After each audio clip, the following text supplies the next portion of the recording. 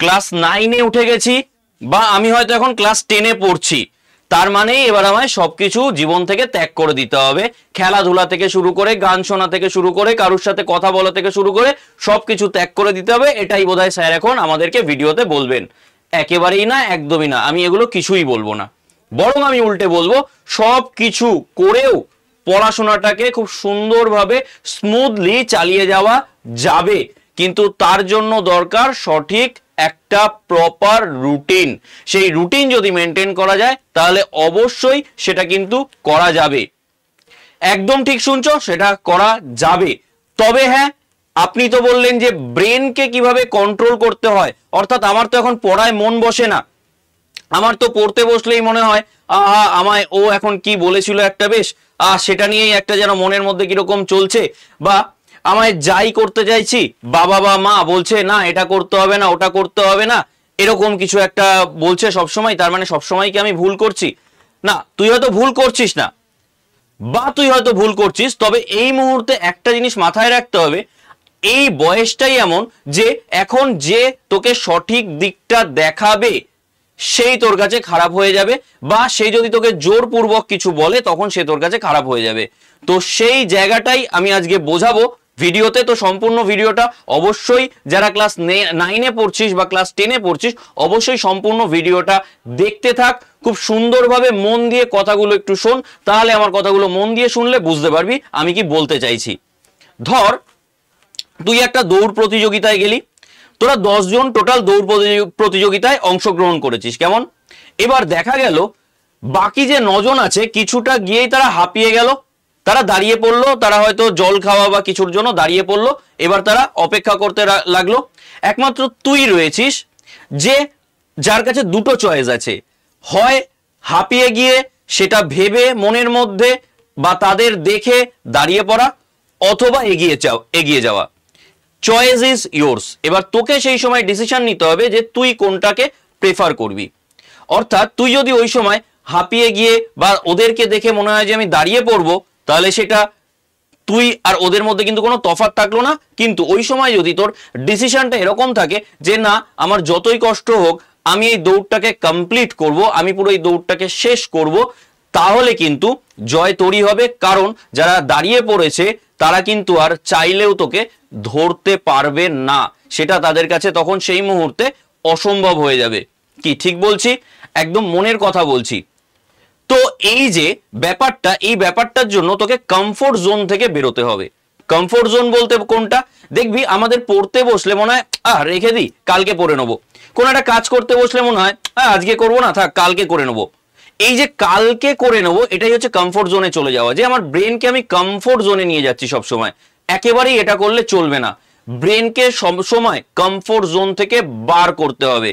Brain যতক্ষণ না ক্লান্ত হচ্ছে ততক্ষণ ব্রেনকে কমফোর্ট জোনে নিয়ে যাওয়া চলবে না। অর্থাৎ এক কথায় বলতে গেলে জোর করে সেই কাজটা করতে হবে। আমি একদম ঠিকই বলছি, জোর করে করতে হবে, কালকে নয় আজই করতে হবে, এক্ষুনি করতে হবে, জেদটা নিজের মধ্যে আনতে হবে। এক্ষুনি মানে এক্ষুনি, এখনই করতে হবে। এবার একটা কথা, সেটা হচ্ছে এই যে কালকে করব বা পরে করব, এই যে ব্যাপারটা মাথার মধ্যে চলছে, এটাই কিন্তু তোকে বেশিভাবে প্রবলভাবে সেই মুহূর্তে কিন্তু ধাক্কা দিতে থাকবে। অর্থাৎ মনে হবে না ঠিক আছে, ওটাই বোধহয় ঠিক যে কালকে করাটা। সেই সময় আবারও বললাম, জোর করে ওই মুহূর্তে ওই সময়কেই আমায় মন বসাতে হবে। তাতে দরকার হলে আমি একটু পড়তে বসেছি, হয়তো পড়তে বসেই আমার এই প্রবলেমটা হচ্ছে যে মন বসছে না, আর একটু উঠে গেলাম, বা একটু মা বা বাবার সাথে একটু কথা বলে নিলাম, বা একটু গান শুনে নিলাম। তার মানে আবার এটা নয় যে এই গান শুনতে শুনতে দেখা গেল 2-3 ঘন্টা কেটে গেছে। আর একটা কথা, এই মুহূর্ত থেকে এই জিনিসটা বন্ধ কর, চেষ্টা কর যারা ফেসবুক করিস, একদম আমি উল্লেখ করেই বলছি, যে বা মোবাইলটাকে গেম খেলছিস, মোবাইলে গেম খেলছিস, তারা সেটাকে কিন্তু চেষ্টা কর সেটাকে এই মুহূর্তেই সেটার বাঁধন আনার। কারণ এইটা কিন্তু পরবর্তীতে ভীষণ ভীষণ ক্ষতিকারক হয়ে উঠবে। কিভাবে সময় কেটে যাবে, এটা আমি বারবার বলি যে কিভাবে সময় কেটে যাবে সেটা কিন্তু নিজের পক্ষে আর বোঝাই সম্ভব হবে না। আর দেখবি তোরা লক্ষ্য করে, যখন তোরা এরকম অন্য ধরনের কোনো কাজ করছিস, পড়াশোনার বাইরে যেটা হয়তো তোর প্রকৃত ক্ষতি করছে, সেই সময় দেখবি বাবা বা মা এসে তাদের মনে হচ্ছে যে এবার তোকে বলা উচিত বা তোকে শুধরানো উচিত, সেই জন্য কিন্তু তোকে হয়তো এসে বলছে এবং সেটা তোর কাছে সব থেকে বেশি বিরক্তিকর লাগছে। হয়তো এই ভিডিওটা দেখতে গিয়ে, আমার কথাগুলো শুনতে গিয়ে হয়তো এটাও তোর কাছে বিরক্তিকর লাগছে, এবং এই জায়গাটা থেকেই তোকে বেরোতে হবে। এটা বিরক্তিকর লাগার জন্য নয়, এটা তোর ভালোর জন্য বলা হচ্ছে। এখন এই বয়সটাই এমন যে এখন হয়তো তোরা বুঝতে পারবি না যে কিভাবে সময় কেটে যাচ্ছে, কিভাবে চলে যাচ্ছে দিনগুলো। ঠিক দেখবি ফিল হয় না পরীক্ষার আগে আগে, ইস যদি পরীক্ষার যে মানে যখন ক্লাস 9-এ উঠলাম শুরু থেকে যদি একটু ভালো করে পড়তাম, ফিল হয় কি হয় না? সত্যি কথা বল, হয়তো এই ফিলিংসটা ঠিক পরীক্ষার আগের দিন রাতটায় মনে হয় না, আর একটা দিন যদি সময় পেতাম পরীক্ষার হলে গিয়েও মনে হয় না, যদি এই পরীক্ষাটা আজকে না হয় কালকেও তো ফাটিয়ে দিতাম পরীক্ষাটা। ভেবে দেখ, তোদের এই প্রত্যেকটা কথা কিন্তু একদম আমি মনের কথা বলছি, এগুলোই আমাদের মনে হয়। আমি চাইছি সেই ভুলটা যেন আর ওই পরীক্ষার হলে বসে মনে না হয়, আমি সেটা আগেই শুধরে দিতে চাইছি তোদের কাছে। তাই আবারও বললাম, যারা এই সময় তোদেরকে বাধা দিতে চাইবে, অর্থাৎ তোর যে ভুল কাজগুলোকে ধরিয়ে দেবে চোখের সামনে, তারা সব থেকে বেশি কিন্তু খারাপ হয়ে যাবে। তাই আবারও বললাম, কমফোর্ট জোন থেকে কিন্তু বেরোতে হবে, জোর করে সেই কাজটা করতে হবে। কেমন? পড়তে ইচ্ছা করছে না, এই যে জিনিসটা, এটা মাথার মধ্যে যতটা থাকবে তার থেকেও যেন বেশি এফেক্টিভ রেজাল্ট দেয় যে আমাকে করতেই হবে, আমাকে এখনই পড়তে হবে, ইচ্ছা করছে না বলে কিছু হবে না। আর একটা কথা বলবো, যখনই এরকম পড়ায় অমনোযোগী হয়ে যাবি, তখন আমার মতে একটু অঙ্ক নিয়ে বসে দেখতে পারিস, ট্রাই করে দেখতে পারিস। এটা কিন্তু খুব একটা বেস্ট সলিউশন, আমি নিজে দেখেছি যে যদি অঙ্ক করিস দেখবি আস্তে আস্তে পড়াটা মন চলে আসে। মানে আমি আমার নিজের একটা ঘটনা বলি, যে আমি কি করতাম যখনই আমি পড়তে বসতাম, মানে ধর কোনো একটা সাবজেক্ট যেটা আমায় মুখস্থ করতে হবে বা বুঝে মুখস্থ করতে হবে বলা ভালো, যেমন ধর সেটা ইতিহাস হতে পারে, সেটা ভূগোল হতে পারে, তার আগে আমি কি করতাম 2, 3, 4, 5, 10টা অঙ্ক করে নিতাম। এতে কি হতো, আমি দেখতাম আমার খুব ভালো কনসেন্ট্রেশন হচ্ছে, পড়াটায় খুব ভালো মন বসছে, এবং তারপর আমি পড়াটাও খুব সুন্দরভাবে করতে পারতাম। তো আমিও তোদের এটাই সাজেস্ট করব, একবার ট্রাই করে দেখতে পারিস। দেখ না, হয়তো এটাই তোর জন্য খুব ভালো একটা ফল দিয়ে দিল, কি হতেও তো পারে। সেই জন্যই বলছি যে প্রত্যেকটা জিনিসকে কিন্তু ট্রাই করে দেখতে হবে। আর একটা জিনিস, সেটা হচ্ছে শুরুতেই যেটা বললাম, রুটিন এখন থেকেই যেন একদম সাজানো থাকে ঘরে, ঠিক আছে?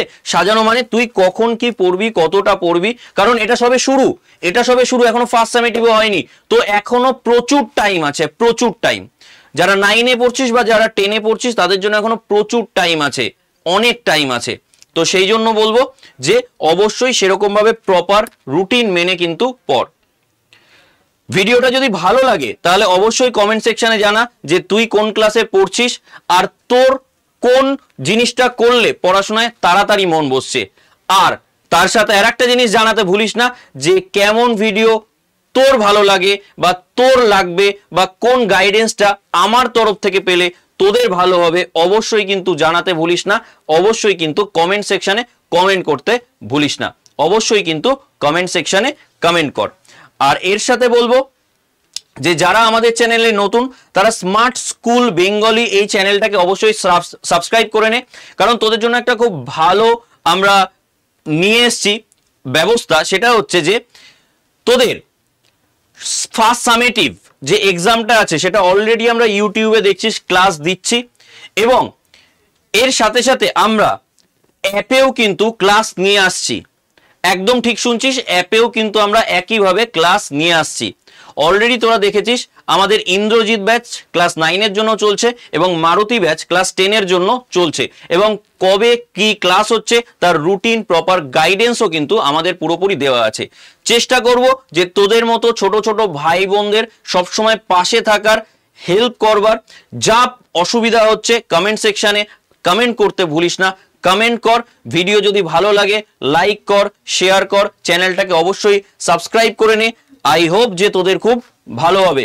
তাহলে আজকের মতো এই পর্যন্তই, দেখা হচ্ছে পরবর্তী ভিডিওতে। টাটা সবাইকে, ভালো থাক সবাই, থ্যাংক ইউ।